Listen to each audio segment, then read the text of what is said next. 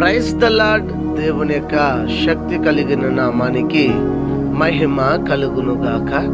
ఈరోజు దేవుని యొక్క వాగ్దానం జకర్యా గ్రంథము 13వ అధ్యాయము 9వ వచనము.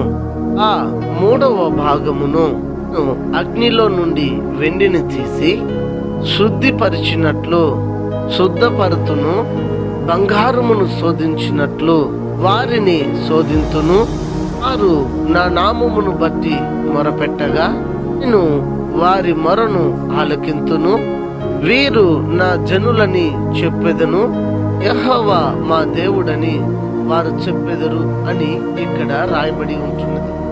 ఈ దినము దేవుని యొక్క వాగ్దానాన్ని వింటున్న వారులారా, ఈ దినము నువ్వు శోధించబడుతున్నావు, నువ్వు వేదనతో ఉన్నావు, నువ్వు బాధతో ఉన్నావు అంటే నీ వేదనకి, నీ శోధనకి ఒక కారణం అయితే ఉన్నది. దేనికోసం నువ్వు శోధించబడుతున్నావు అంటే, నువ్వు ఎందుకు వేదనకి గురి అయి ఉన్నావు అంటే, తన నామమును బట్టి మొట్టమొదటిగా నువ్వు ప్రార్థన చేయాలని దేవాతి దేవుడు ఆశపడుతున్నాడు. అందుకే శోధనకి దేవాతి దేవుడు మనల్ని అప్పచెప్పాడు.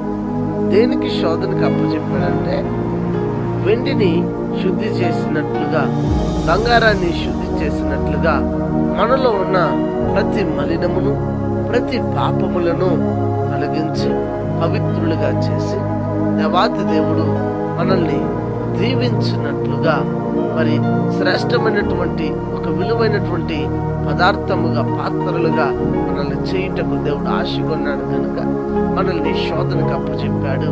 రెండవది, తన నామమును బట్టి మనము ప్రార్థన చేయాలని దేవుడు ఇష్టపడుతూ ఉన్నాడు కనుక మనము ఆసక్తిగా దేవుని దగ్గర ప్రతి విషయాన్ని అడగాలని దేవుడు కోరుకుంటున్నాడు.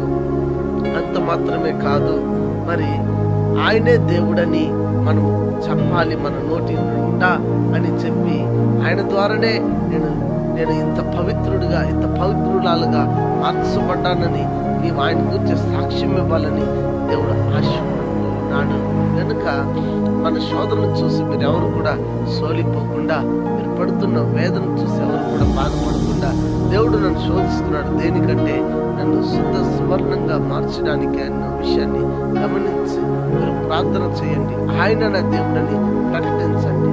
ఉన్నతమైనటువంటి దేవాతి దేవుడు మిమ్మల్ని, మీరు చేసే ప్రతి ప్రార్థనని, మీరు చేసే ప్రతి పనిని చూసి ప్రతిఫలం దేవుడు దయచేస్తాడు. ఇది గమనించి ఈ ఉదయకాల సమయం ముందు ప్రార్థన చేద్దామా? ప్రార్థన. పరిశుద్ధుడా, ఈ ఘనమగు నామమునకే స్తోత్రాలు అర్పించి ప్రార్థన చేస్తున్నాను. మీరు మాట్లాడిన వాగ్దానమును బట్టిస్తున్నాను. మా జీవితంలో ప్రభువా, మీరు మాట్లాడి మా ఆత్మీయ మనోనేత్రములు తెరిపించారు. అందుకే స్తోత్రాలు.